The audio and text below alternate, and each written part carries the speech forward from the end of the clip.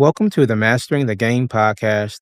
I'm your host, Jermaine Harris. This conversation about free speech is always very interesting. I'm, of course, speaking from the perspective of a U.S. citizen, since that's the only lifestyle that I personally know. And it's kind of funny to see that one side of the political spectrum tends to paint themselves as the champions of free speech and claim that you can say whatever you want to say. First off, freedom of speech is about the government not being able to legally stop you from saying what you like to say, although there are some laws, like HIPAA, that literally prevent medical professionals from revealing certain information without consent. So that's just one example of the need for nuance when we're talking about freedom of speech. Usually, conversations about free speech, at least in America, have to do with one side wanting to say things like, I don't like this person's lifestyle, and another party saying, I don't think you should have that belief. The core of the issue is more of a social problem than a purely legal one. So to harp on the fact that there should be freedom of speech in this country, at least to some degree, is missing the bigger picture. Freedom of speech doesn't mean freedom of speech in all situations, and it absolutely does not mean freedom from consequences. To go back to the discourse around the person that was killed, I have a few thoughts, but I'll keep things brief. Shouldn't the folks that support him champion everyone's rights to speak their minds freely, even if they don't agree with each other? That's quite literally their core argument